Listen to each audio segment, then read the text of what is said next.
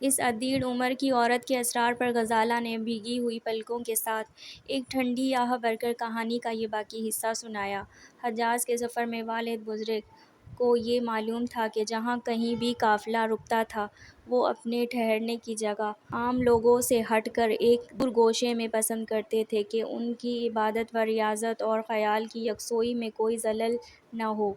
ایک دن ایسا ہوا کہ قافلہ ایک گھنے جنگل کو عبور کرتا رہا تھا۔ شب و روز چلتے چلتے کئی دن بیت گئے تھے، لیکن جنگل کی مسافت ختم ہونے کو نہ آئی۔ کافی سفر طے کرنے کی وجہ سے قافلہ تھک چکا تھا، اس لیے تیسرے دن شام کے وقت ایک پہاڑ کے دامن میں رک گیا۔ رات آدھی سے زیادہ ڈھل چکی تھی، سوائے چند مہمانوں کے سارا قافلہ گہری نیند سو رہا تھا۔ کنارے کے نزدیک والد بزرگ نے اپنا خیمہ نصب کرایا تھا، وہ تہجد کی نماز میں مصروف تھے۔ میں ایک گوشے میں لیٹی ہوئی تھی کہ اچانک گھوڑوں کی ٹاپوں کی آواز میرے کانوں میں آئی۔ میں فوراً جاگ گئی اور خیمے کے باہر ایک شخص کو یہ کہتے ہوئے سنا کہ جلدی کرو، یہ وہی خیمہ ہے۔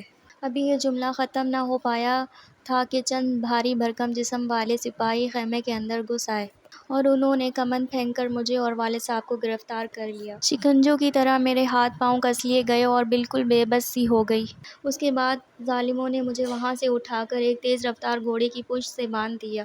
جس وقت سپاہی نے گھوڑے کو دوڑایا، میں نے دیکھا کہ والد بزرگ بھی اسی گھوڑے کی پشت سے بندھے ہوئے ہیں۔ اس کے بعد انہیں کہاں لے جایا گیا، ان کے ساتھ کیا واقعہ پیش آیا، مجھے کچھ نہیں معلوم۔ اس کی مجھے کوئی خبر نہیں ملی کہ وہ آج تک بقید حیات ہیں یا وہ بھی خدا کو پیارے ہو گئے ہیں۔ رات بھر پوری قوت و رفتار کے ساتھ گھوڑا چلتا رہا۔ صبح کو جب پھوپ ہٹی تو مجھے گھنے پہاڑوں کے بیچ ایک چشمے کے کنارے اتارا گیا۔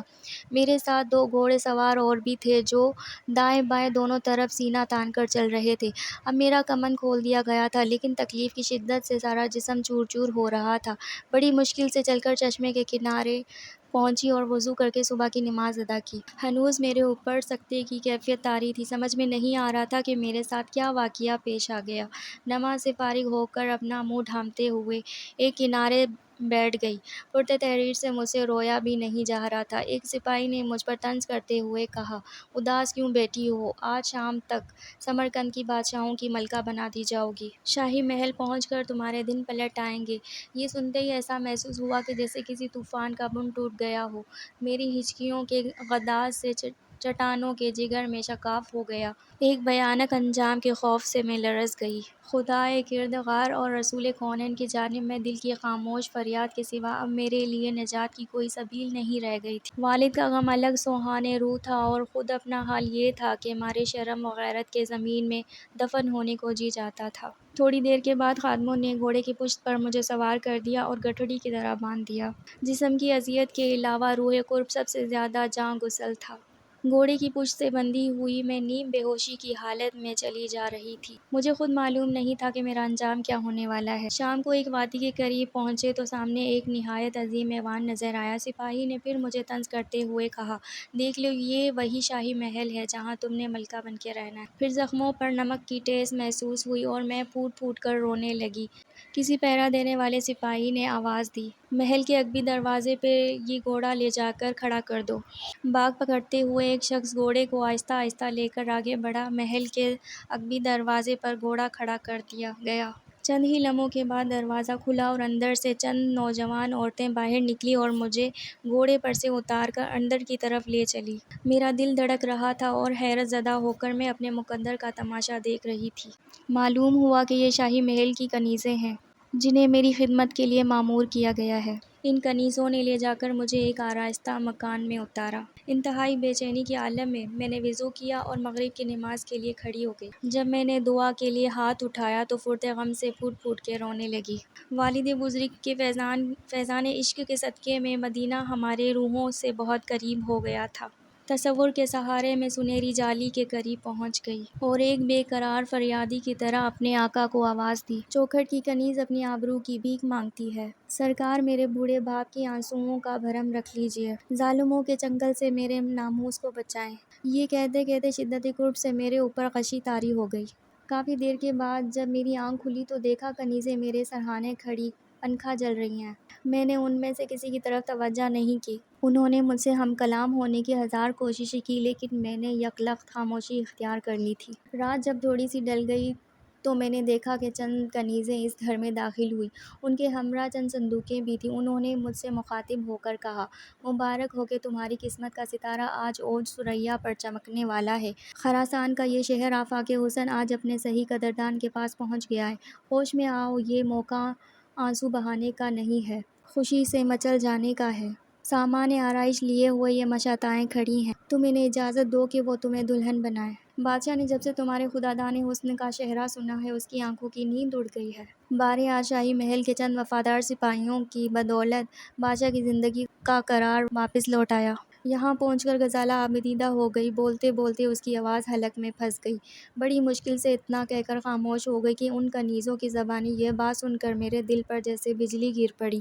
میں سخت حیران تھی کہ چارہ سازی کے لیے آخر مدینے کے آسمان سے کوئی قافلہ کیوں نہیں اترتا۔ میں وحشتناک خبر سنتے ہی رنج و غم سے نڈال ہو گئی۔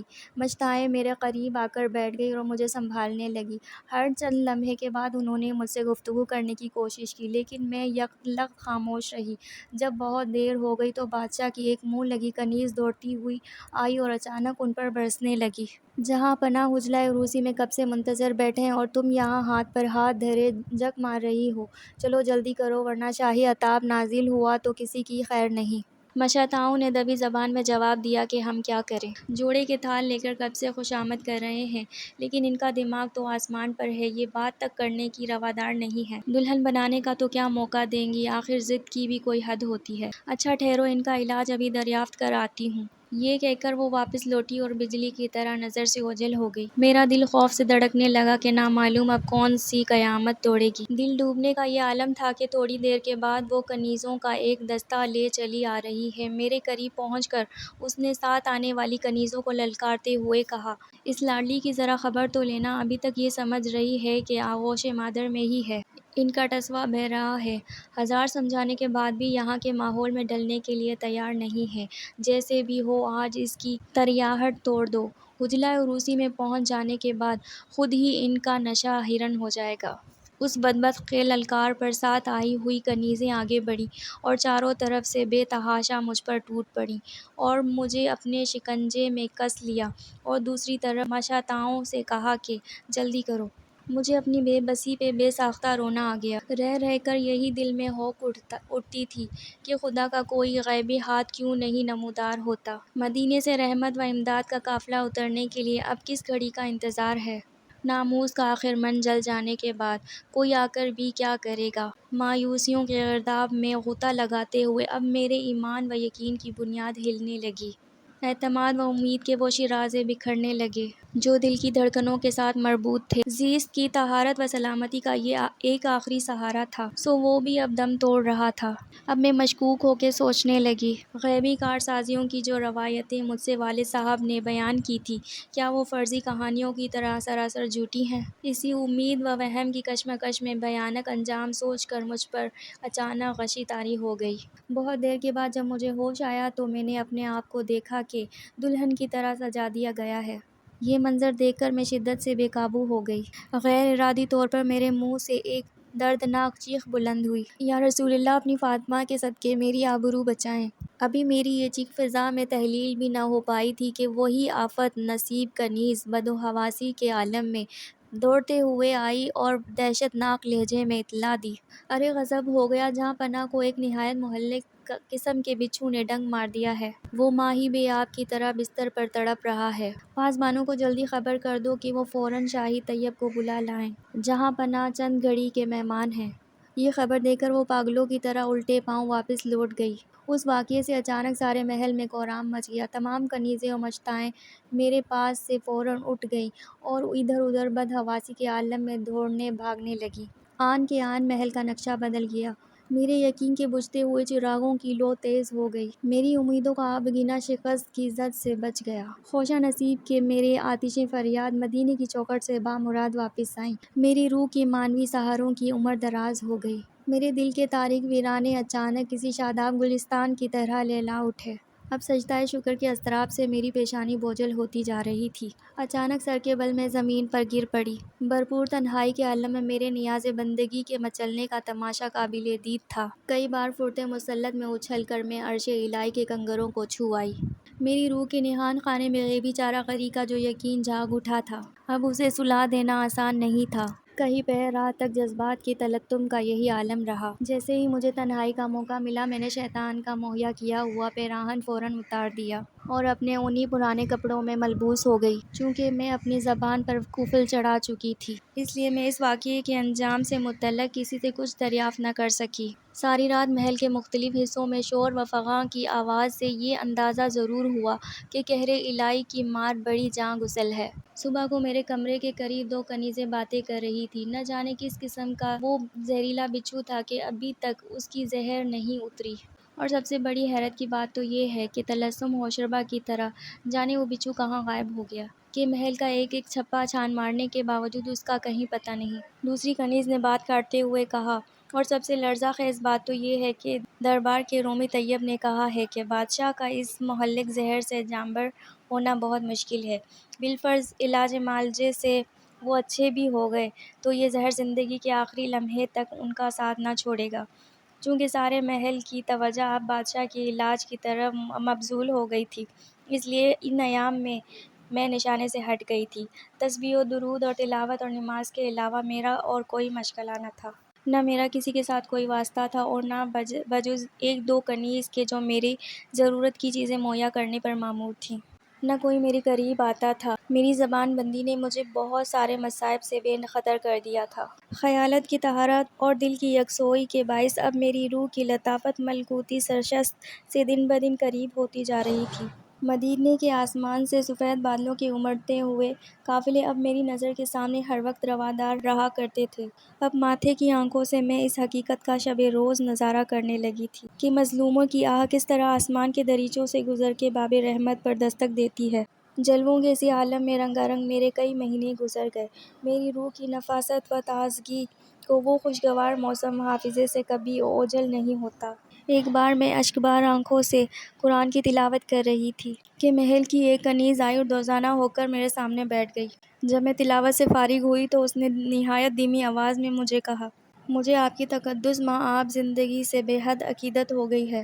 آپ کے نالا سحر نے پہاڑوں میں شگاف ڈال دیا ہے۔ اب آپ اپنی بے داغ زندگی کو زیادہ آزردہ نہ کیجیے۔ ظالم کو اپنے کرتوت کی سزا مل گئی۔ طیبوں نے کہا ہے کہ بچھو کے زخم نے ناسور کی شکل اختیار کر لی ہے، اب وہ بہت دنوں تک اچھا نہ ہوگا۔ مظلوم کی آہ ایک ایسا شرارہ ہے جس کی تپش سے پتھر بھی پگھل جاتے ہیں۔ اب میرا درد کسی درما کا محتاج نہ رہ گیا تھا، اس لیے کنیز کی باتوں سے میرے دل کی کیفیت میں کوئی فرق نہیں آیا۔ زندگی کے اسی مد و جز میں 6 مہینے کی طویل مدت گزر گئی۔ اچانک ایک دن ایسا محسوس ہوا کہ پھر میری حیات کی آفت پر مصائب کے بادل منڈرا رہے ہیں۔ ایک شام کو پس دیوار چند ایرانی کنیزیں آپس میں سرگوشیاں کر رہی تھیں۔ آخر ایران ہی کا طیب دست شفا ثابت ہوا۔ اس کے علاج سے جاں پناہ کو حیرت انگیز طور پر صحت یابی حاصل ہوئی، ورنہ مملکت کے تو سارے طیبوں نے اسے اس زخم کو لا علاج قرار دیا تھا۔ دوسری کنیز نے دریافت کرتے ہوئے جواب دیا، تمہیں معلوم ہے جاں پناہ غسل صحت کس دن فرمانے والے ہیں؟ جواب دیا، اس کی تاریخ کیا مقرر ہوئی ہے یہ مجھے نہیں معلوم، لیکن اتنا پتہ چلا ہے کہ دارالخلافہ میں جشن صحت کی عظیم تیاریاں ہو رہی ہیں۔ یہ بھی سننے میں آیا ہے کہ جاں پناہ غسل صحت کے دن غزالہ نام کی جو لڑکی اس محل میں مقید ہے وہ ان کے حجلہ عروس میں داخل کی جائے گی۔ یہ وحشتناک خبر سن کر میرے دل کی بے قراریوں کا موسم پلٹ آیا۔ پھر سویا ہوا درد جاگ اٹھا اور پھر میں اندر ہی اندر سلگنے لگی، لیکن میرا یقین اپنی جگہ سلامت تھا کہ اس بار بھی رحمت یزدانی ضرور میری مدد کرے گی۔ میری بے جان لاش کے جنازے سے پہلے میرے ناموس کا جنازہ کبھی نہیں اٹھے گا۔ کچھ ہی دنوں کے بعد محل کے اندر سے لے کر باہر تک تیاریاں شروع ہو گئی۔ اس زمانے میں غم کا احساس اتنا نازک ہو گیا کہ شادیانے کی آواز سے رگِ جاں پر چوٹ پڑتی تھی۔ ایک دن شام کو وہی شوخے و یار کنیز میرے پاس یہ پیغام لے کر آئی، لاڈلی محل میں رہتے ہوئے تمہیں کافی عرصہ ہو گیا، اب تو یہاں کا ماحول راس آ گیا ہوگا۔ آج پھر تمہیں دلہن بنانے کے لیے مشیطائیں آ رہی ہیں۔ مجھے امید ہے کہ بغیر کسی مزاحمت کے تم ان کی پیشکش قبول کر لو گی۔ آج جاں پناہ کی جشن صحت ہے، کوئی ناخوشگوار واقعہ رونمانا ہو نہ پائے، ان کی مسرتوں میں شریک ہونا ہمارا اخلاقی فریضہ ہے۔ یہ جاسوس خبر سنا کر وہ بدبخت چلی گئی اور میں منہ ڈھانپ کر رونے لگی۔ تھوڑی دیر کے بعد وہی مشیطائیں کنیزوں کا دستہ لیے ہوئے پھر میرے پاس آئیں اور میرے قریب آ کر بیٹھ گئیں۔ پہلے تو انہوں نے نہایت رازدارانہ لہجے میں مجھے شیشے میں اتارنے کی کوشش کی۔ جب میں نے ان کی طرف سے منہ پھیر لیا تو ساتھ آنے والی کنیزوں نے میرے دونوں بازو تھام لیے اور مجھے اپنے شکنجے میں لے لیا۔ اس کے بعد چاروں طرف سے مشتائیں ٹوٹ پڑیں اور جس حد تک وہ مجھے بدل سکیں بدل دیا۔ اس کے بعد جیسے ہی کنیزیں مجھے چھوڑ کر علیحدہ ہوئی، میں نے ساری آرائشیں نوچ کر پھینک دی۔ اسی درمیان میں وہ بدبخت کنیز بھی آ گئی۔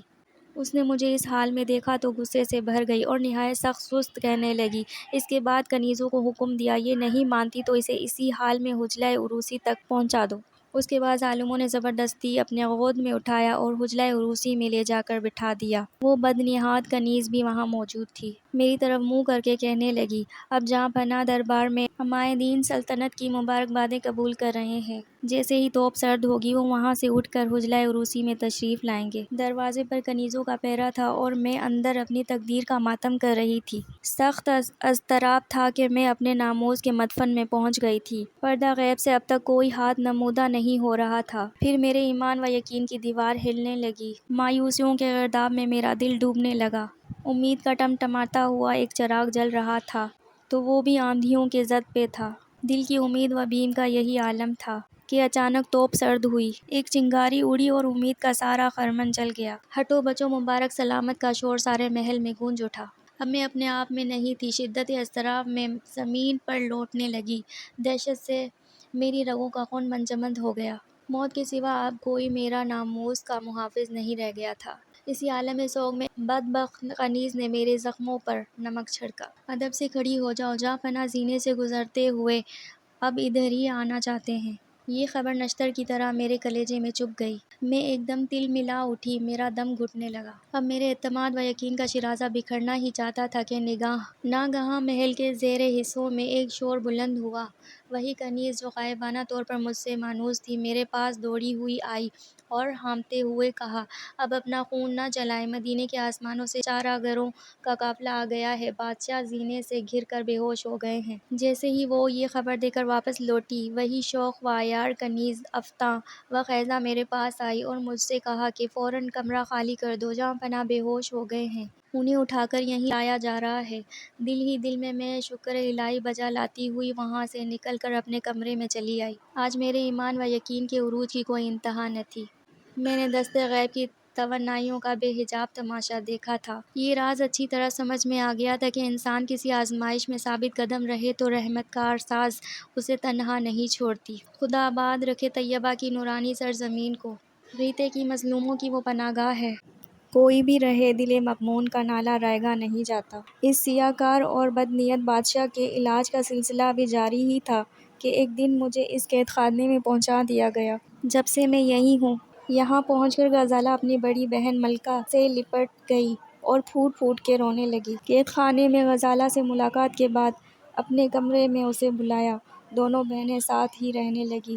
چند ہی دنوں کے بعد ایک صبح کو غزالہ گھبرائی ہوئی اٹھی اور ملکہ کو بیدار کیا۔ ملکہ نے آنکھیں کھول دیں اور حیرت کے عالم میں گھبرائے ہوئے دریافت کیا، نصیب دشمناں کیا بات ہے، جلدی کہو۔ غزالہ نے کہا، گھبرانے کی کوئی خاص بات نہیں ہے آپا، میں نے ابھی ایک عجیب غریب خواب دیکھا ہے۔ ایسا لگتا ہے کہ کوئی بہت بڑا واقعہ رونما ہونے والا ہے۔ میں نے ابھی گھوڑے کی نہ ٹوٹنے والی قطاریں دیکھی ہیں جن پر نہایت جمیل و شکیل نوجوان سوار تھے۔ ان کے ہاتھ میں ننگی تلواریں بجلی کی طرح چمک رہی تھیں۔